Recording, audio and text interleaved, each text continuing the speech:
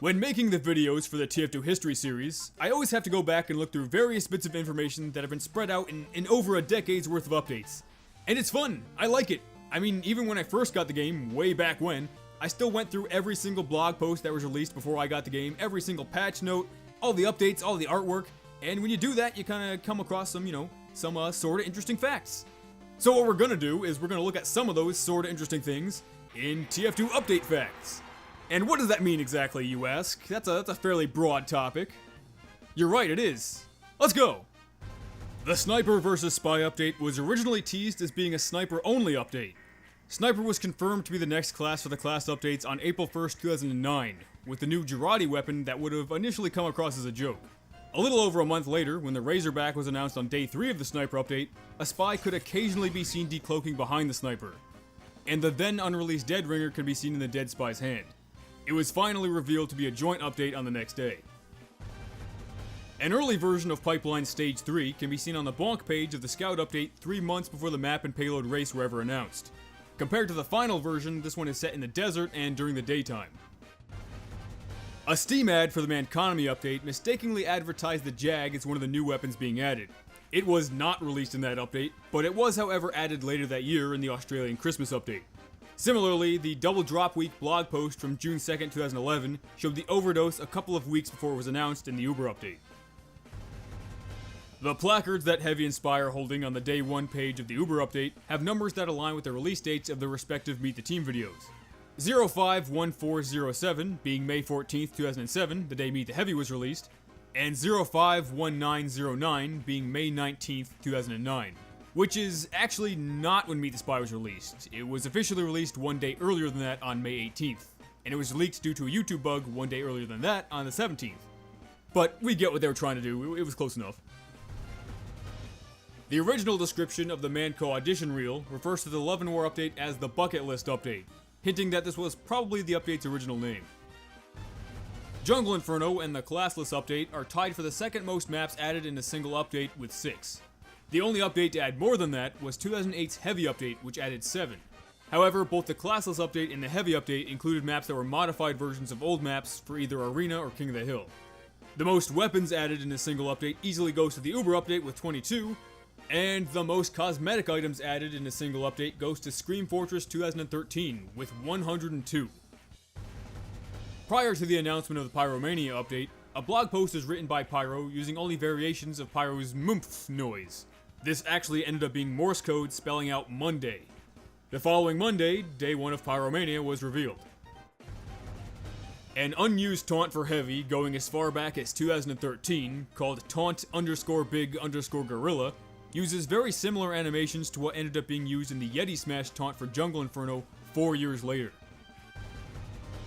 The Xbox 360 version of TF2 has only received 4 updates since release, and these consist only of fixes and no new content.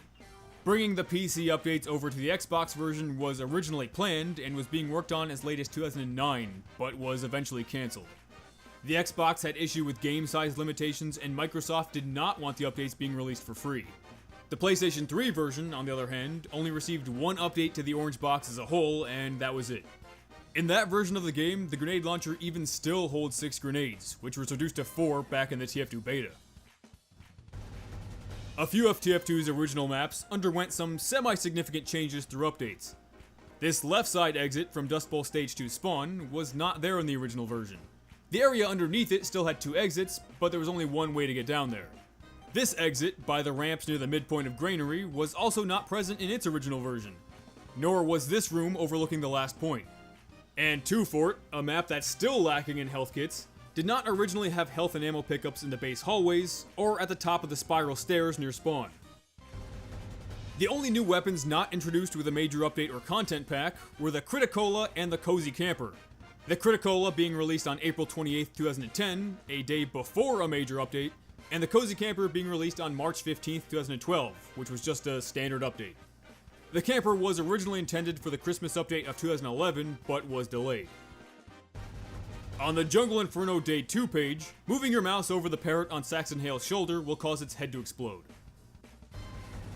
In case you weren't around to witness it, new updates were occasionally teased by adding semi-hidden objects to the game.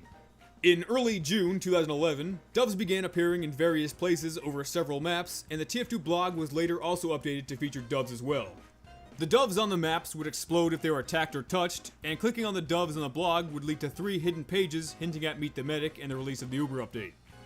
Similarly, crashed Groordbort rockets, or Grockets, were placed in the background of a few maps, hinting at the upcoming edition of Groordbort weapon updates.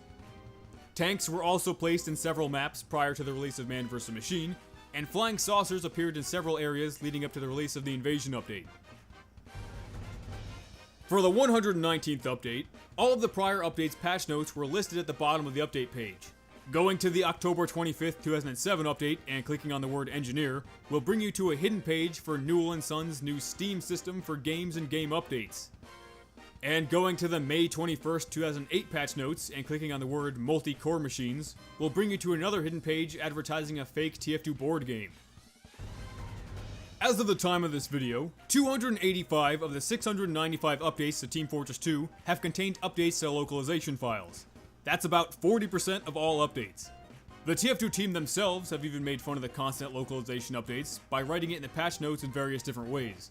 Such as, did not update localization files, undocumented changes, updated all localization files, even though that was documented, did not update localization files that did not need updating, writing updated localization files in several different languages, and even showing a QR code that reads updated localization files instead of just writing it out.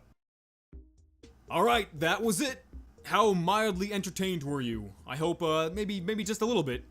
But, like I said earlier, this video kind of came out of making history videos and, going back and looking at all the updates and finding little bits and pieces of things that I think are kind of interesting. And also kind of inspired by the history videos. I was thinking about doing one of these fact videos on the TF2 voice actors, because I've always somewhat regretted not going into more detail about them in their history, class videos. So if that sounds like something you want to watch, let me know. But, either way, I guess we'll get to that when we get to that. And for now, I'm just gonna thank my patrons like Cool Stuff, Varric, Captain Forex, and now Egox has risen through the ranks to get his shout out. And yeah, that's it. Peace out, dogs.